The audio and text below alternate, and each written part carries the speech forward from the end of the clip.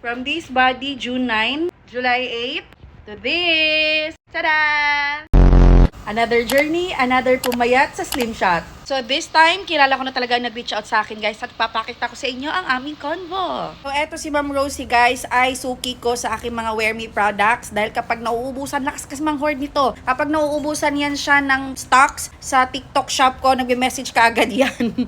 So kilalang kilala ko yan siya at oh my god, super duper pretty at puting-puti yan in person. Hindi ko alam, nag-availin pala siya at yun nga ay siya yung nag-reach out sa akin. Siya yung unang nag-message na nakita niya ang first kong upload tungkol sa journey ng Slim Shot. O ayan, September 20, sabi niya, kita ko video mo ma'am about sa papaya. Totoo po yan September 21 na ako nakareply dahil nga ang daming inquiries. Hi ma'am, kumusta sa'yo po? Pang ilang shots ka na ma'am? August 12 siya nag-start, September 16 last shot ko, so 1 vial. Pumayat po ako, from 64 to 54 na po ako ngayon. 10 kilo po yung nabawas sa kanya. O sabi ko, wow, 10 kg nagbawas ma'am, amazing. Ma'am, pwede ko i-post itong convo natin? O humingi ako ng pahintulot. Ito yung kadugtong, nag-send ka agad siya ng photos girl, o ebidensya ka agad. So this is Ma'am Rosie nung June 9, o diba, mahilig na siya mag-run dyan na time, pero kita nyo naman, mako-compare natin later on yung katawan niya in just 1 vial. Ito naman siya nung July 8, tapos diba nagsimula siya ng August?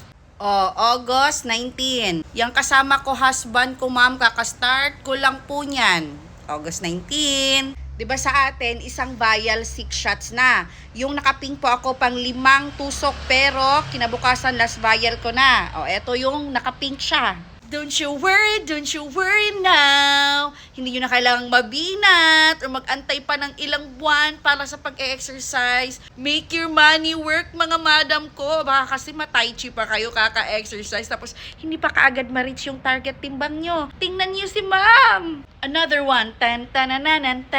Another one, 10, 10. Oh, latest peak niya. Latest peak ko to, ma'am. Pero wala na ako inject, diba? Kasi tapos na siya. So, plan naman niya mag-avail ng second vial for tomorrow. And this is her husband. Tapos yung husband niya mag-a-avail na din. Tapos sabi niya dito, opo ma'am, kaya ko na di kumain ng konti. Di tulad dati na 1 rice ngayon po, half rice na lang, tas madali na siya mabusog. Kasi totally guys, mawawalan kayo ng ganang kumain, hindi nyo gusto yung pagkain. If hindi po siya tumalab sa inyo, baka siguro nasa obese part na kayo, which is kailangan dagdagan na ng dose. But I will explain everything once nag-avail na po kayo. Sa hita ko pa lang ma'am, pansin ko, luwag na mga pants and yung running shorts ko na suot po, kanina fun run. Di na kasi payag sana husband ko na mag-inject pa ako kasi lumiit na po mukha ko, malayo sa katawan ko sa last natin po nakita, sa huling kita namin. Kaya hindi na sana siya ipapa-avail ng kanyang husband for the second vial kasi nga lumiit na din yung mukha niya, girl. Basta sinasabi ko sa inyo, white lady na white lady to sa personal. And super duper bait din. Inalaw niya pa ako mag-document sa kanyang journey. So, ayun, tinanong ko din kung pwede ba namin document yung sa husband niya. Sabi niya, yung sa husband ko, sige ma'am, picture ko siya before inject, tapos every week niya na session. Sabi ko, opo ma'am, thank you, super. Yung timbang niya din weekly po. Sabi ko ganon. At before nag-start. Sige ma'am, pero buang kasi timbangan namin.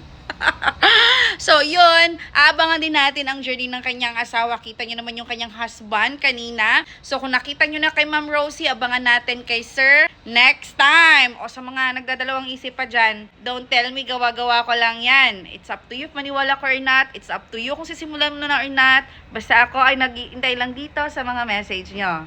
Bye!